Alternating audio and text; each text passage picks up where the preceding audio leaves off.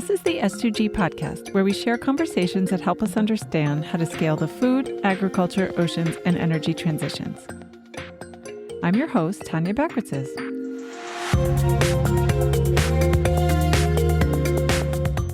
In this episode, we speak to Audre Kapacinskas, Principal of Corporate Development at S2G, and Ryan Smith from Ajinomoto about successful corporate innovation strategies. As a reminder, this content is for informational purposes only. It should not be taken as legal, business, tax, or investment advice, or be used to evaluate any investment or security, and is not directed at any investor or potential investor in any investment vehicle sponsored by S2G. Investing involves risk, including the risk of loss. Specific companies mentioned in this podcast are for educational purposes and should not be construed as an endorsement of any kind. Please note that S2G may maintain investments in some of the companies discussed on this podcast.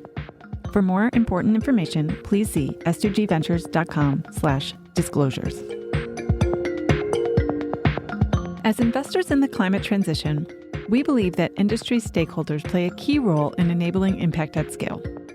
Many of these corporations are looking for innovation opportunities. In fact, according to a recent McKinsey report, 50% of CEOs express strong interest in new business endeavors. When it comes to technologies that can reduce our environmental footprint, cost curves are coming down, new business models are unlocking value, and governments are enacting environmental regulations as well as incentives. But we are not moving fast enough. Many companies are falling behind on their sustainability commitments, with numerous businesses reevaluating or even retracting their climate pledges. Audre Kapacinskas has spent the last 6 years at S2G engaging with corporates to understand their strategic priorities, sustainability objectives, and growth targets, and how our capital, network, and portfolio can help them achieve these goals. She, along with the rest of the corporate development team, have spoken to over 600 organizations in the last 18 months alone. Audre recently published an article summarizing her learnings from these conversations about how to drive effective innovation within large corporations. In the first part of this episode, I speak to Audre about those findings. In the second part, Audre speaks with Ryan Smith, Chief Growth Officer and Executive Vice President at Ajinomoto Health and Nutrition, a Japanese multinational food and biotech company, about what some of these lessons look like on the ground. So here's Audre.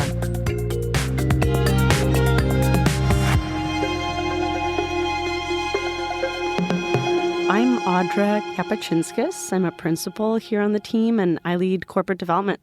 And corporate development can really mean a lot of different things across different places.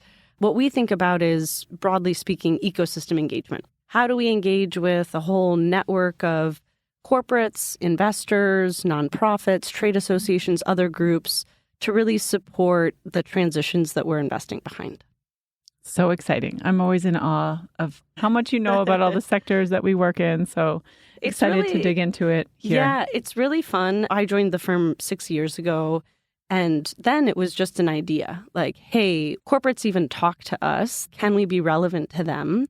And I look at our stats now, and we've talked to 600 organizations in the last 18 months. It's been a really interesting learning opportunity for us and something that has continued to gain momentum. Yeah. How do you approach those conversations? How do you engage with them? It's a good question. I can't tell you how many meetings we've been in where someone's like sitting in a meeting and halfway through, they're like, wait a minute, you don't want money from me? This is great. I'll talk to you.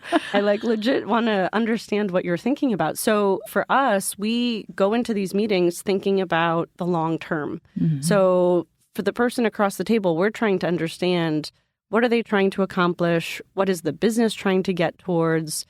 The individual person, how are they thinking about what's possible in the short term and the long term? And for us, it starts as a listening tour. So understanding how committed is this organization to trying new technologies or trying new approaches? How oriented are they around growth? Understanding what they're trying to get to, and then trying to be of service. So offering up introductions, connections to our network, connections to other folks who have maybe traveled a similar path that could be helpful, because we're going to be at this for a while. And for us, it's really about building long-term relationships, developing trust so that people call us when things are good, things are bad, they want to troubleshoot something. And we've gotten calls, everything from, hey, I'm going to San Francisco, who should I meet with? Through to, hey, I'm getting a lot of pressure from my executive team around a number of initiatives that I've been working on. Is there anything you could do about it?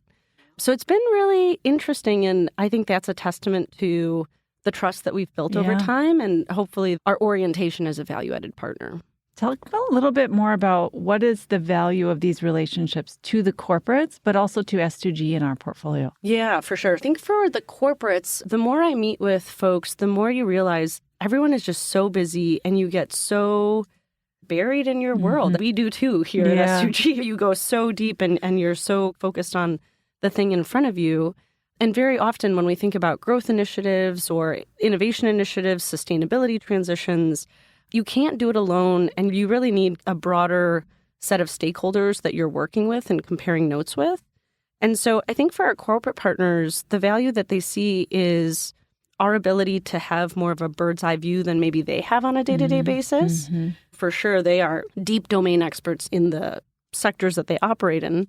But I think what we offer is a perspective that spans a broader expanse and can pull in learnings from other industries, things that are more at the cutting edge. I think for corporates, they see value in just having access to our insights, our relationships. And then for our portfolio companies, so Frank talked about this on his podcast, what we see is there's often a gap. So there's emerging technologies and they're like speedboats, right? They move really fast. They want to do a pilot tomorrow. They're like ready to jump in, which is why we love them. And for many of these businesses that we're talking to, they have established processes. A really good example is if you talk to a CPG, we've talked to some candy makers, for instance, and they're thinking about swapping out colors. They want to replace artificial colors with natural ones. And for the average person, you're like, okay, let's do it. Right. But they have 30 years of test data that gives them confidence in the tools they're using and blending different things together and the impact of having those products in different environments. And you can't just pull the plug on that and swap in these point solutions. And so I think for our portfolio companies, the value that we provide is really serving as a bridge so that they understand some of the kind of bigger picture circumstances that exist at the corporates, how to effectively work with them, and really show up as a solution provider that could be valuable. Right. And so we're trying to work with our portfolio companies to really get them prepped and get them connected to the right people so that we could move things along faster. Audre explained why serving as this bridge between startups and corporates to speed up innovation adoption is particularly important in the industries we work in. The industries that we engage in, they are very discerning in terms of the new technologies that they adopt. And very often the adoption curves that we see in food and ag and oceans and energy are slower than what we might see in other industries. And for our portfolio companies, we're really thinking about how do we shorten that adoption cycle and how do we accelerate some of the learnings that we see across the board so that our corporate partners are excited to lean in. They see the ROI, they see the value proposition, and our portfolio companies know what they need to do, what the definition of success looks like, and they have some guarantees around doing a pilot or a POC for an emerging business. That's a huge commitment in terms of resources. And how do you make sure you're dedicating resources to the right project? So Audre and the corporate development team have been having these conversations with corporates, trying to understand their needs and what works when it comes to innovation. And some trends have started to emerge.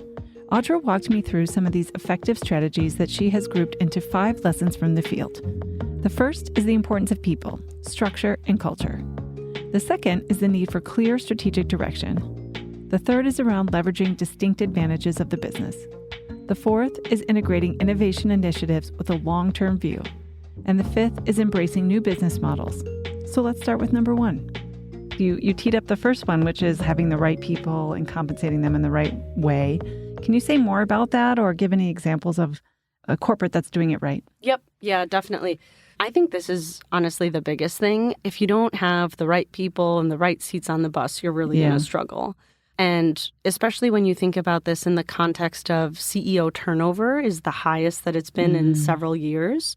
And every time you have a change at the top like that, that really shakes up these initiatives that are focused on very strategic, long-term growth priorities, because every leader has their own perspectives. Finding ways to shield the teams that are working on these growth initiatives and putting the right people in place. A good example is Coke Industries. So Chase Coke was put in place to lead Coke Disruptive Technologies, and their mandate was to disrupt from within. And Chase, being who he is, was really able to lean in and pull in people from across the organization that had decades of tenure who could pick up the phone and talk to various folks.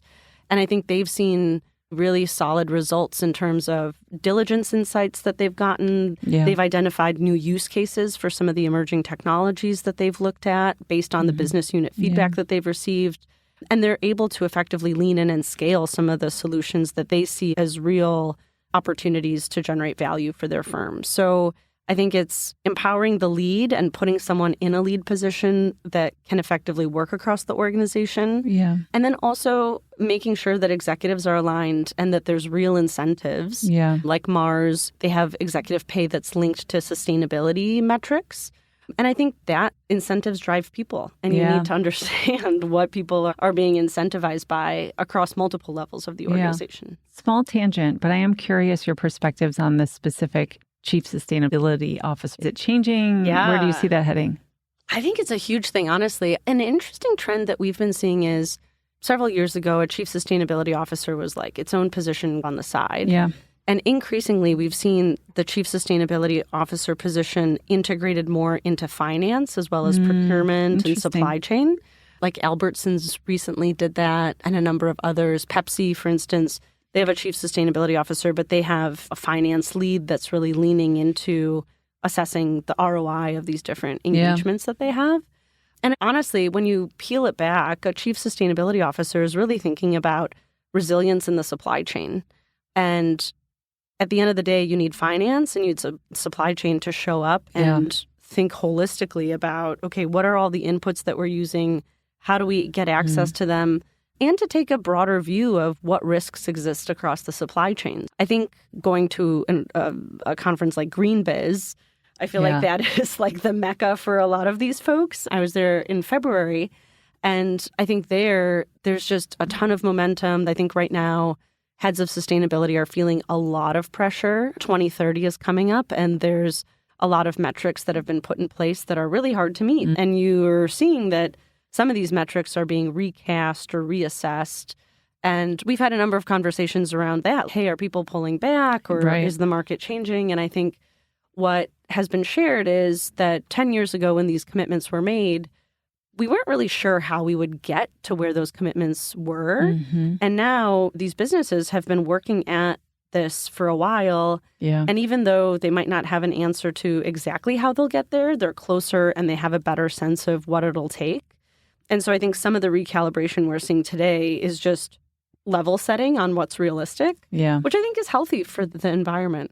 You actually set yourself up to lead into the next one, which is clarity of strategic direction. That was your second finding in the paper. Can you say more about how that jives with thinking through sustainability goals in this changing landscape? Based on our discussions with different partners, it's just like obvious, but just having clarity and consensus around strategic objectives and really being clear around who's driving the assessment of various paths, how the organization builds trust that the investments they're making, and really thinking about that strategic roadmap and how that guides investment and partnership decisions. And again, this is tough in the context of CEO turnover being quite high. But the more you could put a plan in place that the whole organization can really get behind, I think the easier everything else is. There's also some learnings that we've had around aligning innovation with the core business and really thinking about how do you take advantage of existing strengths of the core business to power some of this? And then thinking about what are some of the defensive tactics that you need to take? So pending legislation that's coming down the pike, whether it's the EU carbon tax or whether it's cell-based meat regulations, there's often a lot going on. And I would also add new government incentives. The IRA was a really great example where that catalyzed a ton of opportunity. And all of a sudden, a lot of our corporate partners are looking into different tax equity opportunities, investments in EVs, investments that are really able to tap into these various programs that exist. Mm-hmm. So your third finding was around integrating innovation with corporate strategy and a long-term view of company growth. I think that builds on what you were just talking about, but can you say more there? Yeah, basically just really being clear around long-term where the company is going and how do you set up short-term kind of sprints, if you will, to get to where the company wants to go. So really thinking about how do you set up that strategic roadmap? How do you enable the people within your organization to execute against it? McKinsey published some findings around folks that commit resources and act boldly, and the fact that those companies tend to perform better. Once you have a plan and you feel good about it, empower it, fund it, make sure that people feel like they can put their foot on the gas pedal and go. And the other kind of learning that we found is a bifurcation between public companies and private companies. Public companies obviously are in the press a lot. They have a lot of pressure in terms of quarterly performings and things like that. Private companies, we have been really impressed with because they can take a long-term view. They might not move as fast as others in their field initially, but once they commit to something, they really align resources to get it done. So that's been an interesting observation as well. Very cool. You touched on this a little bit, but one of the other insights you touch on in the paper is how do corporates think about leveraging their distinct advantages and thinking about how their core business units should be aligned into innovation and the investment process. But can you say more about that and how should corporates be thinking about it? Are there any other best-in-class examples that you've seen in your work? Yeah, for sure. So I mentioned Coke earlier. I think their model is super interesting because they have a whole family of companies that they could tap into. And as they're looking at investments in emerging technologies, they will very proactively send those products out to their different business units, which, number one, is a huge opportunity for the emerging technologies that they're working with because it's a business development opportunity. It might be a pilot opportunity.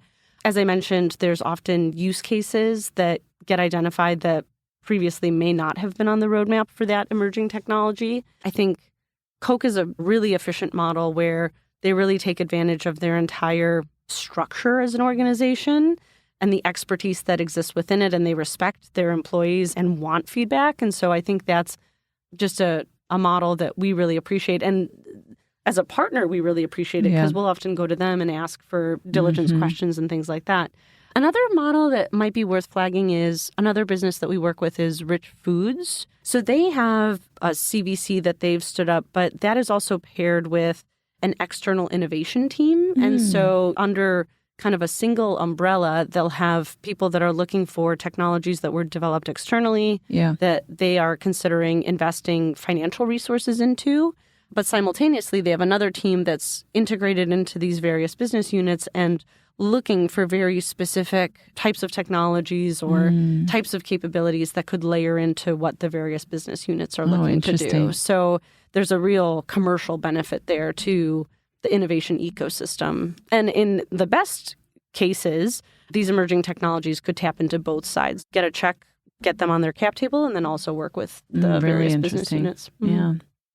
One of the things that Sanjeev talks a lot about and spoke about on the podcast he recently did was the need for business model innovation to scale these sectors. And I know that's something you found through your work and addressed in your article as well.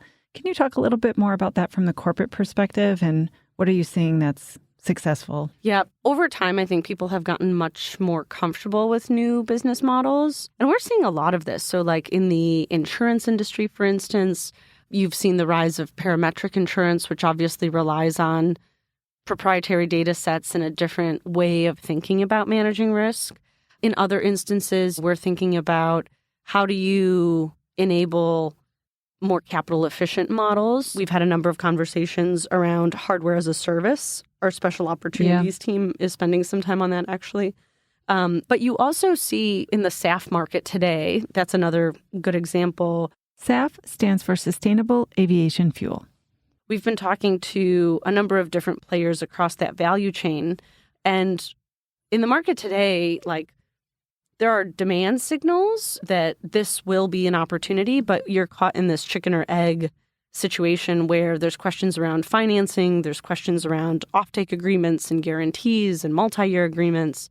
And so I think the more innovative we could get around creative financing, creative risk management, the more everyone around the table feels more comfortable. So like if you could get price guarantees, the airlines will feel more comfortable making long-term commitments, which then unlocks capital to build out the infrastructure necessary to bring down the costs, which then unlocks more opportunities on the technology side to really operate at scale. And so I think we're in the middle of a lot of those conversations, frankly, whether it's related to SAF or green hydrogen or precision fermentation. I think a lot of these emerging technologies have promise, but they're still really capital intensive. And part of the value that we provide, to your question earlier, is really thinking about how do you show up and get more creative with the financing and how do you bring more solutions to the table so that everyone can focus on what their core capabilities are and they have the right assurances to be able to commit to long-term commitments. Super exciting. To wrap things up, you have summarized your lessons over the past 6 years and what you're taking away from your work so far, but where does it go from here? How do you see this evolving? I guess a plug. We recently launched our operating partner program and an expert network. So we're actively looking for folks that are interested in taking board seats, taking advisory positions. So that's something that really spending quite a bit of time on and thinking about engagement there. We're also thinking about how do we bring together our ecosystem in different formats. So historically, we've done a lot of one-on-one meetings. We obviously host our summit, but we're thinking about how do we facilitate, just because our network is so interesting and there's so many great things that various stakeholders are working on. And candidly, like a lot of learnings that folks could take from one sector into another. We're actively thinking about how do we bring together smaller cohort groups and how do we invite people to participate in conversations with really domain experts that are driving towards growth and innovation for their firms and thinking about creative ways to get there. So I think we're going to be doing more of that next year. And very exciting. I look forward to lean in. Watching and being a small part of your world, Audre. Thanks for joining. Thanks for this, Tanya. Yeah. Great chatting.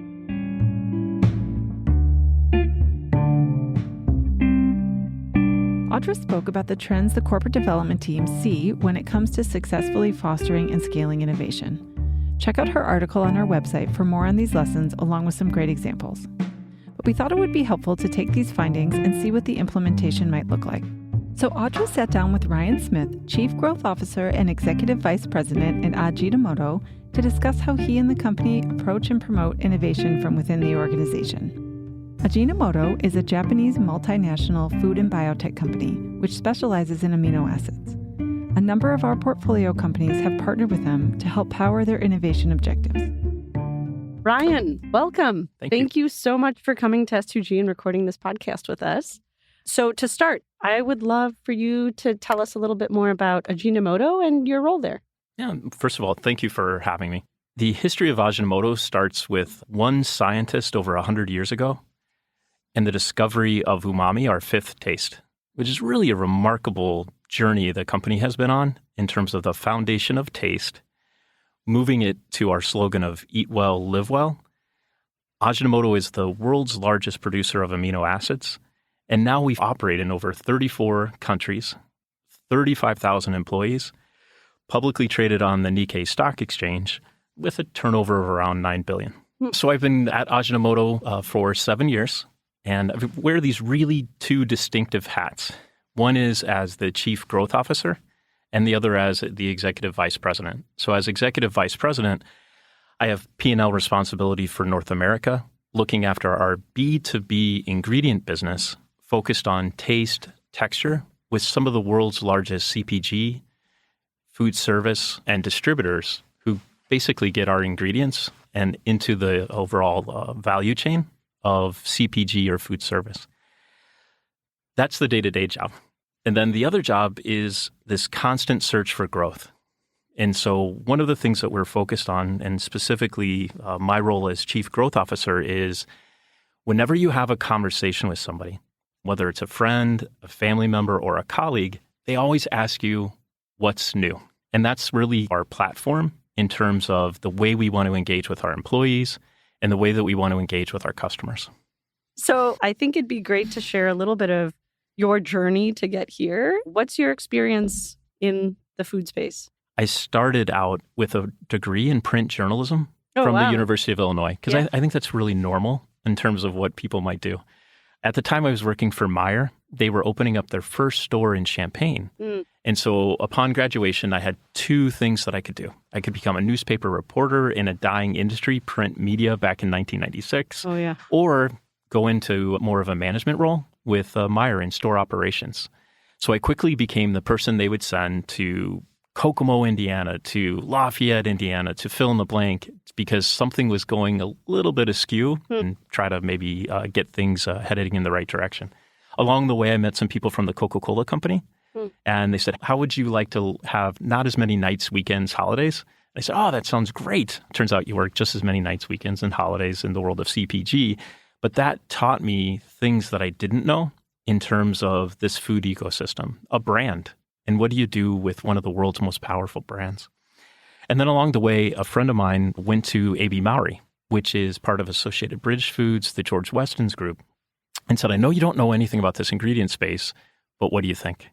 And so that took me into things like enzymes and emulsifiers and all kinds of different technologies.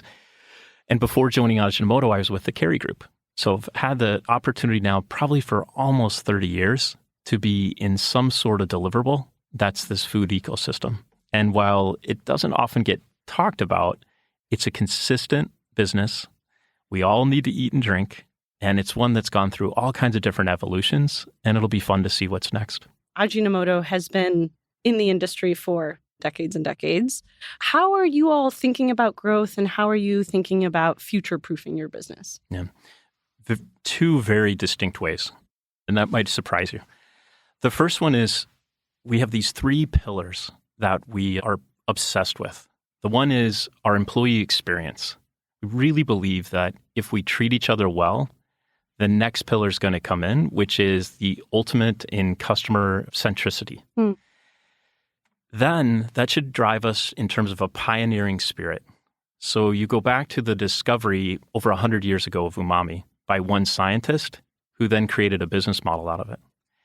And what we're thinking through is if we listen to the ideas of our employees and if we actively listen to the ideas of our customer, then we can go out in a variety of different fashions and search for innovation. And then future-proofing, this is probably not too surprising for you, but I think it's all about supply chain. And we define our supply chain as customer service, our procurement, our warehouse and logistics, and then our revenue management. And like many in the B2B world, we had to improve. And we quite honestly, we had to turn on the systems that we already had established post-COVID to make sure, to use the word that you asked, how do you future-proof your business? So I think it's that nice tandem of both. Yeah. Securing the core while you work on the fringes for innovation. That's great. And I guess doubling down on that topic, so you mentioned Ajinomoto is a huge business today, 34 countries. You have quite a bit of infrastructure that the company controls. Obviously, you're plugging into supply chains across the entire food system. How are you thinking about leveraging some of your distinctive advantages to drive growth?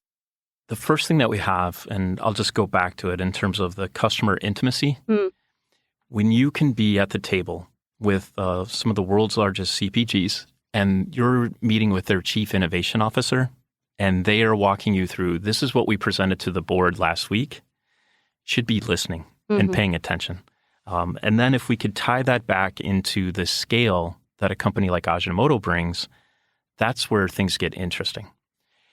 When we meet with the chief innovation officer of a really large company and we say, we've identified this particular startup, we can help them with scale, and we have vetted it through our system, our process, our internal assessments, our governance, that really catches their attention. It provides credibility to the startup. And it shows that we're working across different segments and different channels to bring new ideas, that it didn't just come from Ajinomoto. That's great. And I know a huge question in this industry that we talk about constantly is getting to a level of scale that proves out the unit economics. And I think providing credibility to the different stakeholders that you ultimately need to be engaged with. It's just such a big part of being successful in this industry. And I think Ajinomoto has played. So, Ryan, how is growth through innovation incentivized in your business? What org structure and governance is there to support growth through innovation? So 3 years ago, we decided we would separate our research and development into twofold. One is we would have an innovation team, and then we would have somebody in a team who is responsible for waking up every day saying innovation, innovation, innovation. Whether they be scientists, whether they be marketeers, maybe they're really great at writing business plans. But this idea that we separate the two, we've got this core group of customers that we are always looking to earn project briefs from to say, this is a sodium reduction project. It's for XYZ brand. We need to know Ajinomoto's response on how we're going to tackle this over the next 6 months. And the journey on this project lifecycle might be 18 months. Oh, well, yeah. That's the applications team's responsibility. And then interfacing with the innovation team in terms of what's next generation. What we wanted to stop doing, and this happens with many large companies, we wanted to stop bringing ideas to our customers that they really hadn't asked for. Interesting. And so what we have challenged our innovation team to do is to connect back to startups, universities, technology, and then serve it back up to the customer to say, we're reviewing these spaces. These are some ideas. What might you think about it? And we've been fortunate enough to get their endorsements. Some of our clients have actually helped us write project briefs, the scope of works, and then have sat through and said, okay, at each key milestone, we want to make sure that we're together so that way we're on track. Yeah, definitely. And it's interesting that you mentioned that because I think that's becoming more and more common when we talk to the big CPG companies, for instance. I think there's an openness today that maybe wasn't there 10 years ago around, hey, I'm going to work with my suppliers. I'm going to bring our concepts to them and really take a broader stakeholder approach to finding different solutions. And we've heard this in the packaging space. We've heard it in terms of ingredients or driving towards better health outcomes. As you mentioned, sodium reduction, sugar reduction has been top of mind for many for a long time. But just this concept of it's no longer like a one-to-one game. It's really thinking about how do you engage with a broad network of folks that could really bring best-in-class ideas and technologies to the use cases that people want to pursue. And you could argue in a post-pandemic environment, we're all behind on innovation. Oh, yeah. Definitely. So if my team, if my scientists were working remotely and not having the opportunity to engage and all the things that we all know we navigated through, I would argue whether it's on a B2B ingredient space, CPG, food service, the innovation funnel is quite weak. Yeah. And do you think we're catching up? I do think we're catching up. Okay. We're catching up and we need to deliver upon a new mindset, which is, you just mentioned, how do I remove things? How do I reduce sugar? How do I reduce sodium? But there's this other idea, which is how do I add back nutrition? And so we want to toggle between both of those. And I think that's the platform that we really want to focus on at Ajinomoto. Yeah, that's great. Okay, so next, would love to turn to just what you're seeing in terms of new business models. Have you come across anything that has piqued your interest, or has Ajinomoto been exploring anything in particular with other partners? One of the areas that we've decided to discuss as a team is what does the role of packaging have for a B2B ingredient manufacturer? And you might say, well, that's weird. Yeah, what does it? What are you thinking about? One of the things that we're thinking about is if a really large salty snack company comes to you and says, we want to innovate in this space. We've actually been reaching out and partnering with different types of packaging companies to say, we might have received the project brief before you. And so if we're already talking about how to formulate the actual product, why don't we talk about the consumer experience? Which then another business model that we've been trying to build out is a strategic intelligence team. So just as really large companies, whether it be on this space or CPG or food service, tend to get distracted by their own thoughts and ideas when it comes to innovation, you often forget about the consumer. And so our strategic intelligence space has been doing deep dive interviews with consumers, whether it be on the retail side, QSR side, to say, when you go to XYZ brand, what are the top 4 or 5 things that you're expecting? It's usually, especially QSR, it's cost and speed and service and the overall portability of the product. Sure. But we've been thinking about how do we tie back in on packaging, strategic intelligence, and then the science of how to formulate the ingredients so we could actually surprise. It's a huge part of what we want to do. Yeah. We want to surprise the customer that we've actually explored many different angles than just ingredients. I love that. And where my mind goes, there's all these emerging technologies in the space that are pairing shelf life extension with new technologies as it relates to sustainable packaging. There's obviously a ton of work in the biomaterials space, trying to look at side streams and using those to create packaging. But yeah, this is like a multi-stakeholder issue. And so I think that is super interesting.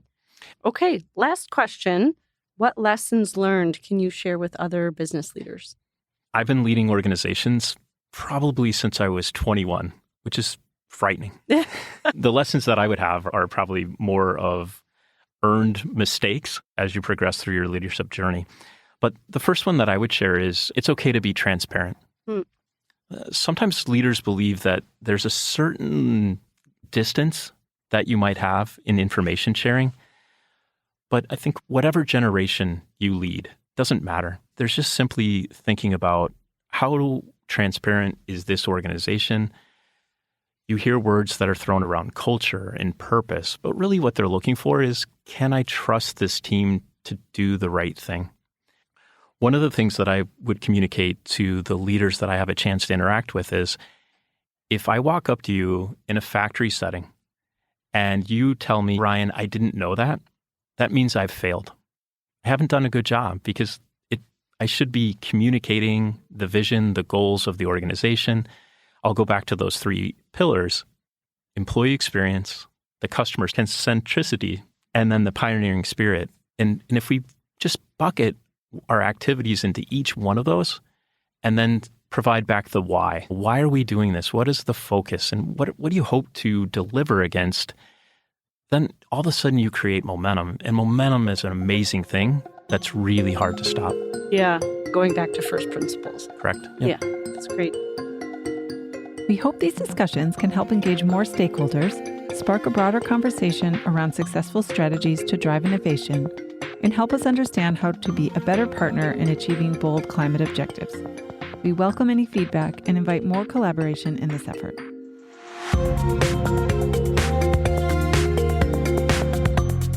Thank you for tuning in to the S2G podcast. If you enjoyed this episode, please subscribe, leave us a review, or share it with a friend. For more information or to connect with us, check out s2gventures.com.